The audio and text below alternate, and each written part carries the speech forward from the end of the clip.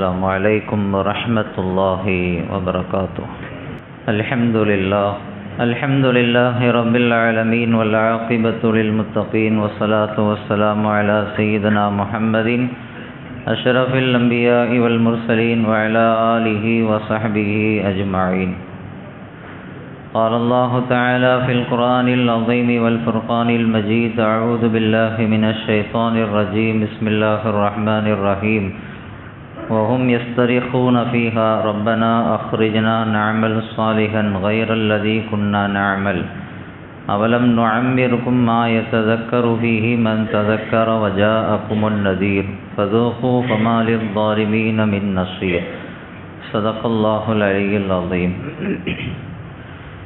அன்பிற்குரிய அல்லாஹுவின் நல்லடியார்களே, அல்லாஹுவினுடைய பேரருளால் இன்று அல் குர்ஆன் ஷரீஃபினுடைய ஃபாத்திர் என்று சொல்லப்படக்கூடிய ஒரு அத்தியாயத்தில் ஒரு வசனம் இப்படி வருகிறது. நரகவாதிகளை குறித்து அல்லாஹு தஆலா அந்த வசனத்தில் பேசுகிறான். நரகத்தில் இருக்கக்கூடியவர்கள் சத்தம் விடுவார்கள். அப்போ அந்த நேரத்தில் சொல்லுவாங்களாம், ரப்பனா அஹ்ரிஜ்னா மின்ஹா, யா அல்லாஹ் எங்களை இந்த கொடுமையான வேதனையிலிருந்து வெளியே கொண்டு வந்துடு, எங்களால் தாங்க முடியலை, ரொம்ப வேதனையாக இருக்குது, எங்களை எப்படியாவது வெளியே கொண்டு வந்துடு. நஅமல் கைரல்லதி குன்னா நஅமல், அப்போ சொல்லுவாங்க, எங்களை நீங்கள் வெளியே கொண்டு வந்துட்டீங்கன்னா, அதாவது திருப்பி எங்களை உலகத்திற்கு நீ அனுப்பிடணும். இப்போ அனுப்பிட்டீங்க அப்படின்னு சொன்னால் நாங்கள் ஏற்கனவே செஞ்ச மாதிரி பாவங்கள்லாம் செய்ய மாட்டோம், நல்ல முறையில் வாழ்வோம், உனக்கு பொருத்தமான வாழ்க்கை வாழ்வோம், நீ ஏவன விஷயத்தை செய்வோம், நீ தடுத்த விஷயத்திலிருந்து தவிர்த்து நடப்போம், உனக்கு பிடித்தமான வாழ்க்கை வாழ்வோம், அப்படி ஒரு வாய்ப்பு எங்களுக்கு நீ கூட அப்படின்ட்டு அல்லாஹ்விடத்தில் நரகவாதிகள் கெஞ்சுவார்கள், கத்துவார்கள். அப்போ அல்லாஹ் சொல்வானா, அவலம் நுஅம்மிருக்கும் மா யததக்கரு ஃபீஹி மன் ததக்கர், திருந்தக்கூடியவன் திருந்துற அளவுக்கு உலகத்தில் உங்களுக்கு நான் வாழ்க்கையை கொடுக்கலையா? உலகத்தில் நீங்கள் வாழ்ந்துட்டு தானே வந்திருக்கிறீங்க, வாழாமல் அப்படி நரகத்தில் கொண்டு போய் போட்டானா? உனக்கு லைஃப் கொடுத்தனா இல்லையா? இத்தனை வருஷம் உலகத்தில் வாழ்ந்தீங்கள்ல. வஜாக்குமன் நதீர், இதெல்லாம் நரகம்லாம் ஒன்று இருக்குது, மறுமை இருக்குது, அங்கே கேள்வி கணக்கு இருக்குது, தீமைகள் அதிகமாக இருக்கும்போது நரகத்திற்கு போக வேண்டியது இருக்கும் அப்படின்னு சொல்லி எச்சரிக்கை செய்யக்கூடிய எத்தனை விஷயத்தை நீங்கள் பார்த்தீங்க. பெருமானார் ஸல்லல்லாஹு அலைஹி வஸல்லம் அவர்கள் உலகத்திற்கு வந்தார்கள், குர்ஆன் ஷரீஃப் வந்தது, எத்தனையோ உலமாக்கள் சொன்னார்கள், சஹாபாக்கள் சொன்னார்கள், நபிமார்கள் பேசினார்கள். எல்லாம் உங்களுக்கு தெரியதானே செய்யும். நரகம் இருக்குதுன்னு உங்களுக்கு முன்னாடி தெரியாதா? இதை பற்றி உங்களுக்கு யாரும் சொல்லலையா, கேட்கலையா? எல்லாம் கேட்டுட்டு தானே வந்திருக்கீங்க. அதனால் ஏற்கனவே உங்களுக்கு அந்த வாய்ப்பு தரப்பட்டு முடிந்து விட்டது, இனிமேல் மறு வாய்ப்பு உங்களுக்கு கிடையாது. அதனால் ஃபதூகு ஃபமாலில் ஸாலிமீன மின் நசீர், நீங்கள் இங்கே தான் இந்த நரகத்தை அனுபவித்து ஆக வேண்டும் அப்படின்னு அல்லாஹு தஆலா சொல்லுவான். இந்த உலக வாழ்க்கை என்பது வெறுமனே அனுபவிக்கிறதுக்கு மட்டும் அல்லாஹ் கொடுக்கல, சாப்பிட்றதுக்கும் தூங்குறதுக்கும் என்ஜாய் பண்ணுறதுக்கும் இந்த மாதிரி அனுபவிக்கிறதுக்காக அல்லாஹ் கொடுத்துருக்கிறான்னு சில பேர் நினச்சிக்கிறாங்க. லைஃப்பை வாழணும், ஹாப்பியாக இருக்கணும், மகிழ்ச்சியாக இருக்கணும். மகிழ்ச்சி என்பது சரீரத்தில் தடை செய்யப்பட்டதல்ல, மகிழ்ச்சியாக இருக்கலாம். ஆனால் மகிழ்ச்சியாக இருப்பதற்கு மட்டும் நம்ம உலகத்துக்கு வரலை. இந்த உலகம் எல்லாம் எதற்கு எல்லாம் கொடுத்துருக்கான் அப்படின்னு சொன்னால், இதற்கு பிறகு ஒரு உலகம் இருக்கிறது, அதுதான் நிரந்தரமான உலகம். அந்த இடத்துக்கு நீ போக வேண்டியது இருக்குது. அந்த இடத்துக்கு நீ போகிறதுக்கு இங்கே நீ தயாராகணும், உன்னை நீ பக்குவப்படுத்தி ஆகணும், திருத்தி ஆகணும். நீண்ட தூரம் பயணிக்க வேண்டியது இருக்குது. அந்த பயணத்திற்கு தேவையான ஆயத்தமான அந்த பொருட்கள்லாம் உங்கள்கிட்ட இருக்கணும். இங்கேருந்து திருநெல்வேலிக்கு போகணும் அப்படின்னு சொன்னால் பெட்ரோல் அடிக்காமல் டீசல் அடிக்காமல் வண்டியில் போயிட முடியுமா? அல்லது காசு இல்லாமல் போயிட முடியுமா? வண்டி இருந்தால் வண்டியில் டீசல் அடிக்கணும், சாப்பிட்றதுக்கான உணவுகள் இருக்கணும், செலவுக்கு பணம் இருக்கணும், மாற்றுறதுக்கு துணி இருக்கணும், எல்லாம் இருந்தால் தான் போக முடியும். எதுவுமே இல்லாமல் காரை தூக்கிட்டு கிளம்பிட்டிங்கன்னா இங்கேருந்து வண்டலூர் கூட தாண்டாது, வண்டி நின்றும், அதுக்கு மேலே போக முடியாது. நீண்ட தூரம் பயணம் என்பது அதற்கு முன்னால் தயாராகணும். மறுமை அப்படிங்கிறது முடிவில்லாத ஒரு பயணம், அதுக்கு எண்டே கிடையாது. சொர்க்கவாதிகளுக்கும் எண்டு கிடையாது, நரகவாதிகளுக்கும் எண்டு கிடையாது. அது நீண்ட தூர பயணம், முடிவில்லாத பயணம். அந்த பயணத்திற்கு நம்மகிட்ட என்ன தயாரிப்பு இருக்குது, அதை தான் அல்லாஹ் தஆலா கேட்குறான். இது ஒரு வாய்ப்பு, மறுமையை சுபிச்சமாக்கி கொள்வதற்கு அல்லாஹ் நம்ம கையில் கொடுத்துருக்கிற ஒரு வாய்ப்பு. இந்த வாய்ப்பை நம்ம மிஸ் பண்ணிட்டோம் அப்படின்னா மறு வாய்ப்பு நமக்கு கிடைக்காது. மௌத்து நேரத்தில் மனிதனுக்கு அப்போ தான் ஃபீல் பண்ணுவான், இந்த மாதிரி அல்லாஹ் லைஃப்பை கொடுத்தானே, திருந்துறதுக்கான வாய்ப்பை கொடுத்தானே, திருந்தாமல் விட்டுட்டோமே, தௌபா செய்யாமல் விட்டுட்டோமே, நன்மைகள் செய்யாமல் விட்டுட்டோமே, இப்போ மௌத்து வந்துருச்சே, இதுக்கு பிறகு கபரை சந்திச்சு ஆகணுமே, மறுமையை சந்திச்சு ஆகணுமே, கேள்வி கணக்கு சந்திக்கணுமே, நரகத்தை சந்திக்கணுமே அப்படின்னு அந்த நேரத்தில் ஃபீல் பண்ணுவான். இன்னொரு வாய்ப்பு தான் கேட்பான், அல்லாஹ் கொடுக்கவே மாட்டான். வாய்ப்பு ஒரு முறை தான். கிடைக்கிற வாய்ப்பை சரியான முறையில் யார் பயன்படுத்தி கொண்டாரோ அவர்தான் வெற்றி பெற முடியும். கிடைக்கிற வாய்ப்பெல்லாம் நழுவ விட்டுக்கிட்டு அதற்கு பிறகு வருத்தப்படுறதுல அர்த்தமே கிடையாது. இது எல்லா விஷயத்துக்கும் பொருந்தும். ஒரு நல்ல விஷயம் செய்கிறதுக்கு அல்லாஹ் ஒரு வாய்ப்பை கொடுக்குறான் அப்படின்னு சொன்னால் உடனே செஞ்சிடணும். அப்புறம் செஞ்சுக்கலான்னு விட்டுட்டோம் அப்படின்னு சொன்னால் செய்ய முடியாத ஒரு வாய்ப்பு, செய்ய முடியாத ஒரு நிலை வந்துடும் சொல்லி எச்சரிக்கிறாங்க. சதக்கா செய்யணும்னு நினச்சிட்டோமா உடனே செஞ்சிடணும். நாளைக்குன்னு தள்ளி போடக்கூடாது. தள்ளி போட்டோன்னா நாளைக்கு மனசு மாற்றிடுவான் சைத்தான், செய்ய முடியாது. அல்லாஹ் சந்தர்ப்பத்தை கொடுத்துக்கிட்டே இருக்கான். ஒவ்வொரு நேரத்திலையும் நன்மைகள் செய்கிறதுக்கும் பாவத்திலிருந்து விடுபடுவதற்கும் நம்மை நாம் சீர்திருத்தி கொள்வதற்கும் அல்லாஹ் நிறைய வாய்ப்புகளை கொடுக்குறான், கொடுக்காமலாம் இல்லை. அதை நாம் மிஸ் பண்ணிக்கிட்டே இருக்கிறோம். ஒரு மனிதன் தவறு செஞ்சிட்டான் அப்படின்னு சொன்னால் நன்மைகள் தீமைகள் எழுதுறதுக்கு மலக்குமார்கள் இருக்கிறாங்களா இல்லையா? நன்மை செஞ்சிட்டோம் அப்படின்னு சொன்னால் அந்த மலக்கு உடனே எழுதிடுவார். இவன் சரியாக செஞ்சானா, இதற்கு பிறகு அதை பெருமைப்படுவானா, அதை சொல்லி காட்டுவானா அப்படின்லாம் யோசிக்க மாட்டார். டப்புன்னு எழுதிடுவார்.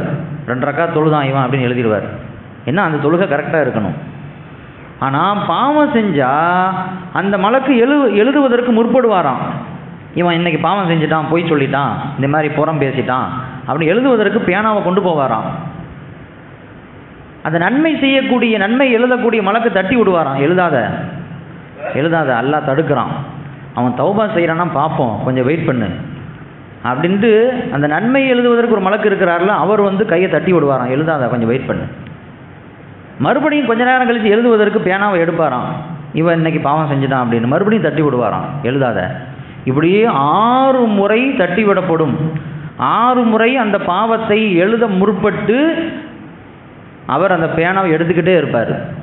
ஏன்னா இவன் பாவம் தௌபா செய்கிறானா, தெரியாமல் செஞ்சுட்டேன் அப்படின்னு உணர்றானா, உணர்ந்து அல்லாஹ்விட்ட மன்னிப்பு கேட்குறானா, இஸ்திக்பார் செய்கிறானா அப்படின்னு வெயிட் பண்ணுறார்.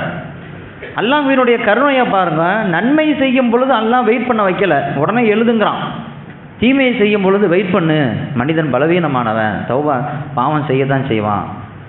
அதற்கு பிறகு அல்லாஹ் பாவம் செஞ்ச பிறகு நிச்சயமாக அதை பற்றி உணர்வு வராமல் இருக்கவே இருக்காது. அது யாராக இருந்தாலும் பாவம் செஞ்ச பிறகு நான் பாவம் செஞ்சிட்டனே அப்படிங்கிற உணர்வு ஒரு துளி அளவாவது நிச்சயமாக வரும் மனிதனுக்கு. அப்படி வரும்பொழுது தௌபா செஞ்சிடணும். தௌபா செஞ்சிட்டா அவர் எழுத மாட்டார். அதுக்கு தான் அல்லாஹ் அந்த 6 தடவை வாய்ப்பை கொடுக்குறான். இந்த 6 தடவையிலே நாம் மிஸ் பண்ணிட்டோம் அப்படின்னா பாவம் பதிவு செய்யப்பட்டுரும். அல்லாஹ்வுடைய கருணையின் விசாலத்தை பாருங்கள். ஒவ்வொரு பாவம் செய்யும் பொழுதும் 6 நமக்கு லைஃப் தரப்படுது. அந்த 6 தடவை நம்ம கொடுத்தும் நம்ம தௌபா செய்யாத பொழுது தான் மலக்குமார்கள் பாவத்தை பதிவு செய்கிறார்கள். வாய்ப்புகளை பயன்படுத்தணும். கரெக்டாக ஒரு ஏதாவது சான்ஸ் கிடைக்கும்போது அதை பயன்படுத்திடணும். பயன்படுத்திட்டா வெற்றி பெற்றலாம். மூசா அலைஹிஸ்ஸலாத்து வஸ்ஸலாம் அன்னவர்கள் அல்லாஹோடு பேசக்கூடிய கலீமுல்லா, மகத்தான நபி. ஒரு நாள் பெருமான அல்லாஹோடு பேசி கொண்டு இருக்கிறார்கள். அல்லாஹோடு பேசுகிறாங்க அப்படின்னு சொன்னால் அது எவ்வளோ ஒரு பெரிய பாக்கியம். அந்த நேரத்தில் மூசா அலைஹிஸ்ஸலாத்து வஸ்ஸலாம் அன்னவர்கள் சில விஷயங்கள்லாம் அல்லாஹ்ட்ட கேட்டாங்க. அல்லாஹ் தாஹா சூரால சொல்லித்தரான், ரப்பி ஷ்ரஹ்லி சத்ரி, அல்லாஹ் என்னுடைய உள்ளத்தை விசாலமாக்கிரு, யஸ்ஸிர்லி அம்ரி, என் காரியத்தினால் லேசாக்கிரு, வஹ்லுல் உக்தத்தம் மின் லிசானி, என்னுடைய நாவில் இருக்கக்கூடிய முடிச்சுகளெல்லாம் அவிழ்த்திரு, யஃப்கஹு கௌலி, மக்கள் நான் பேசுகிறத சரியாக விளங்கட்டும், வஜஅல்லி வஸீரம் மின் அஹ்லி, என் குடும்பத்திலிருந்து ஒருத்தரை எனக்கு உதவியாளராக மந்திரியாக ஒருத்தரை நீ நியமிச்சிரு, அவர் ஹாரூனு, எனக்கு சப்போர்ட்டாக என்னுடைய இந்த தூதுத்துவ பணிக்கு அவர் சப்போர்ட்டாக வரணும், நீ அதை ஏற்பாடு செய்யி. இப்படிலாம் நிறைய விஷயங்கள் உள்ளத்தில் இருக்கக்கூடிய மிக முக்கியமான விஷயத்தில் அல்லாட்ட டப்புன்னு போட்டார், இதெல்லாம் கொடுக்கணும் அப்படின்ட்டு. அல்லாஹ் உடனே சொன்னான், அது ஊத்தி த சூலக்க யா மூசா, மூசா நீ கேட்ட எல்லாத்தையும் நான் கொடுத்துட்டேன். அல்லாஹோடு பேசக்கூடிய ஒரு நிலை அப்படிங்கிறது, அல்லாஹ் என்ன கேட்டாலும் கொடுப்பான். ஒரு பெரிய ஆளை சந்திக்க போகிறோம், அவர் மூலமாக தான் அந்த காரியம் நடக்க வேண்டியது இருக்குது. போகிறதுக்கு முன்னாடியே நாம் சீட்டில் எழுதி வச்சுட்டு போவோம், இந்தந்த விஷயத்தெல்லாம் அவர்கிட்ட என்ன செய்யும், பேசணும். ஒரு மந்திரியை சந்திக்க போகிறோம், ஒரு எம்எல்ஏ சந்திக்க போகிறோம் அப்படின்னா என்ன செய்வோம், ஏதாவது நம்ம மனசில் இருக்கக்கூடிய நம்ம பிரச்சனைகளை அவர்கிட்ட சொல்லி இதுக்கு ஒரு சொல்யூஷனை தேடிடணும் அப்படிங்கிற ஒரு ஏற்பாட்டோடு தான் போவோம். ஒன்றும் இல்லை, உதாரணத்துக்கு சொல்கிறதா இருந்தால் நம்ம பள்ளியில் இஃப்தார் நிகழ்ச்சி நடத்துகிறோமா இல்லையா? எம்எல்ஏ கூப்பிடுறோம், மந்திரியை கூப்பிடுறோம், எதுக்கு? அவர் மேலே அன்பா பிரியமா? அதெல்லாம் கிடையாது. அவரை கூப்பிட்டு நாம் கண்ணியப்படுத்தும் பொழுது நமக்கான ஒரு காரியம் ஏதாவது நடக்கும்போது நடத்தி வைப்பார். நம்மளை கண்ணியப்படுத்தினவங்க, அதனால் இவருக்கு நம்ம செஞ்சுருவோம், அந்த எண்ணம் தான், வேறு ஒன்றும் கிடையாது. அதுக்காக தான் எல்லா இடத்துலையும் ஒரு முக்கியஸ்தர்களை கூப்பிட்டு வச்சு இஃப்தார் நிகழ்ச்சி நடத்தப்படுது. நாளைக்கு நம்ம போய் நிற்கும் பொழுது நம்ம காரியம் ஈஸியாக நடக்கும், இவங்களாம் நம்மளை கண்ணியப்படுத்துகிறவங்க அப்படின்னு செய்வாங்க. யாரை கொண்டு ஒரு காரியம் நடக்குமோ அவரை சந்திக்கும் பொழுது என்ன செய்வோம், நமக்கான பிரச்சனைகளை போய் சொல்லணும் அப்படிங்கிற எண்ணத்தோடு போவோம், போய் சொல்லிடுவோம். ஏன்னா நடந்துடும். மூசா அலைஹிஸ்ஸலாமுக்கு அப்படி ஒரு வாய்ப்பு அல்லாஹ் கொடுத்தான். அல்லாஹ் பேசும்பொழுது என்ன செஞ்சாங்க, எனக்கு இதெல்லாம் வேணும் அப்படின்னு கேட்டாங்க. உடனே அல்லாஹ் கையெழுத்து போட்டான், நீங்கள் கேட்ட எல்லாம் உங்களுக்கு உண்டு அப்படின்ட்டு. அதை மிஸ் பண்ணியிருந்தாங்கன்னா அவங்களுக்கு கிடச்சிருக்காது. அந்த வாய்ப்பு சரியான முறையில் பயன்படுத்தினவங்க தான் வெற்றி பெற்றாங்க. ஸல்லல்லாஹு அலைஹி வஸல்லம் அவர்கள் கிடைக்கிற வாய்ப்பை நீங்கள் மிஸ் பண்ணிடாதீங்க அப்படின்னாங்க. நன்மை செய்கிறதுக்கு ஒரு சின்ன வாய்ப்பு கிடச்சிருச்சா அது எந்த நேரமாக இருந்தாலும் நீங்கள் விட்டுறாதீங்க, மிஸ் பண்ணிடாதீங்க. அழகான ஒரு உதாரணம் சொல்கிறதா இருந்தால் ஸல்லல்லாஹு அலைஹி வஸல்லம் சொன்னாங்க, ஒருத்தர் கியாமத்தை பார்த்துட்டார், உலகம் அழிய போகுது, உலகம் அழிய போகிற அந்த கடைசி நிமிடத்தில் இருக்கிறார். கையில் ஒரு மரக்கன்று அவர் கையில் இருக்குது, ஒரு மரக்கன்று, ஒரு செடி மரக்கன்று இருக்குது அப்படின்னா ஸல்லல்லாஹு அலைஹி வஸல்லம் சொல்கிறாங்க, உலகமே அழிய போதே அப்படின்னு கீழே போட்டுறாத, அதை பூமியை நோண்டி நட்டிரு அப்படின்னாங்க. என்ன பிரயோஜனம், உலகம் தான் அழிய போதே, அதை கொண்டு யாருக்கு பிரயோஜனம் அப்படின்னு யோசிக்காத, நீ நட்டி வச்சதுக்கு அல்லாஹ் நன்மை எழுதிடுவான். கடைசி நேரத்தில் கூட நீ மரத்தை நட்டுன அப்படின்னு சொல்லி அல்லாஹ் உன் பேர் நன்மை அல்லாஹ் எழுதிடுவான். நீ யாருக்கும் பயன்படாதேன்னு யோசிக்காத, அந்த நிமிடத்தில் கூட அந்த வாய்ப்பை நீ மிஸ் பண்ணிடாத, நட்டிரு அப்படின்னு சொல்கிறாங்க ஸல்லல்லாஹு அலைஹி வஸல்லம். எவ்வளோ தூரம் நம்ம ஊக்கப்படுத்துகிறாங்க பாருங்கள். எந்த ஒரு வாய்ப்பையும் மிஸ் பண்ணிடக்கூடாது. மிஸ் பண்ணித்தான் அதுக்கு பிறகு நம்ம வருந்த வேண்டிய நிலை ஏற்படும். சஹாபாக்கள் சரியான முறையில் ஒவ்வொரு வாய்ப்பையும் பயன்படுத்தினார்கள். அதனால்தான் இன்றைக்கு பாக்கியம் பெற்றவர்களாக அவர்கள் இருக்கிறார்கள். நம்ம அடிக்கடி கேள்விப்பட்ட ஒரு வரலாறு, ஸல்லல்லாஹு அலைஹி வஸல்லம் அவர்கள் சொன்னார்கள், நீண்ட வரலாறு முழுசாக சொல்ல முடியாது, அதில் உள்ள பாயிண்ட்டை மட்டும் சொல்கிறேன். ஸல்லல்லாஹு அலைஹி வஸல்லம் சொன்னாங்க, என்னுடைய உம்மத்தில் 70,000 பேர் கேள்வி கணக்கில்லாமல் சொர்க்கத்துக்கு போவாங்க, அந்த கேட்டகரியில் 70,000 பேர் இருப்பாங்க அப்படின்னு ஸல்லல்லாஹு அலைஹி வஸல்லம் சொன்னாங்க.